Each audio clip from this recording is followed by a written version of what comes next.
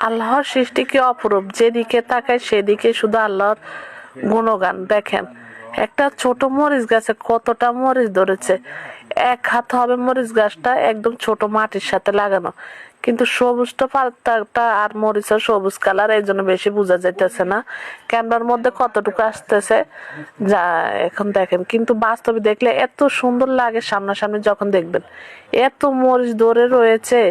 এই যে তারপর আমি এই যে মোবাইল দিয়ে ভালো করে কাছ থেকে দেখাইতেছি, কি সুন্দর যে লাগতেছিল। গ্রামের মধ্যে মানুষের বাজার থেকে কিছু কিনতে হয় না, নিজের যদি জমি একটু থাকে জমির আশেপাশে দিয়ে লাগাই দিলে অনেক হয়। এই যে বেগুনও ধরেছে, আপনাদেরকে বেগুন গাছও দেখাইতেছি, দেখাবো আর কি কিছুক্ষণ পরে। আগে মরিচ গাছটা দেখে, লম্বা লম্বা মরিচ আছে না, শুকনা মরিচ আনা যে, ওগুলার বিচি নিয়ে মরিচ গাছগুলা লাগাইছে, এরকম মরিচ ধরেছে। আর এই যে বেগুন চিকুন চিকুন লম্বা বেগুন গুলা ধরেছে। এবার আর রোজার সময় কেউ বেগুনি বানানোর সময় বাজার থেকে তেমন একটা কিনে লাগে না, গ্রামের সবাই নিজেদের ঘরের আশেপাশে ফুলের টব গাছে ফুলের টবের মধ্যে এগুলা রোপণ করে, এরকম লম্বা লম্বা চিকুন চিকুন বেগুন গুলা ধরে। এগুলা দিয়ে মাছ সাথে একদম শুকনা শুকনা করে ভুনা করলে অনেক মজা লাগে বেগুন গুলা খেতে। আর সারটা দেওয়া হয় না তো, এর জন্য খেতে আরো বেশি মজা লাগে।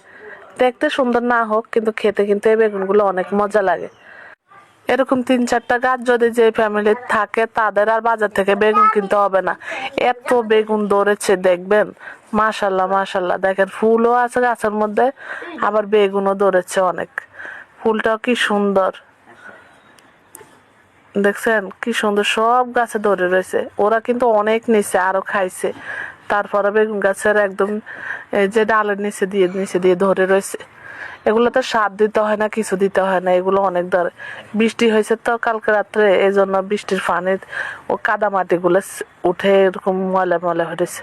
বেগুনগুলো সবুজ কালার দেখা যাইতেছে না, কিছুদিন পরে কালার আসে আর কি। প্রথমে এরকম সবুজ বাইর হয়, তারপরেও আস্তে আস্তে বেগুনি কালার হয়। এই যে হিন্দু বাড়ি আছে আমাদের ওইদিকে, ওনারাও এই যে কি কি গাছ যেন রোপণ করছে, চাল কুমড়া মনে হয়, এগুলা রোপণ করছে। এই যে আমার সাথে আমার মামতো বোন একটা, ও শাক তুলতেছে। আপনারা কি শাক বলে, মেলিসা শাক নাকি টোকানো শাকগুলো আছে না, ওগুলা তুলতেছে, বাজি করবে।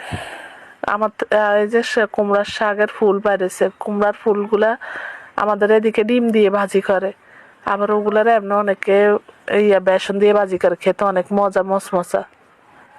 আমাদের এদিকে লাউ অনেক নষ্ট হয়, সবার গাছে গাছে লাউ ধরে রয়েছে, কিন্তু খেতে চাইতেছে না, রোজার মাস তো এখন লাউ কম খাওয়া। রোজার মধ্যে আছে অনেকে শাক সবজি এদিকে কম খায়, মানে মাছ ভুনা বা সামান্য মনে করেন ঝাল ঝাল করে মাংস টাংস রান্না করলে ওগুলা দিয়ে ভাত খায়।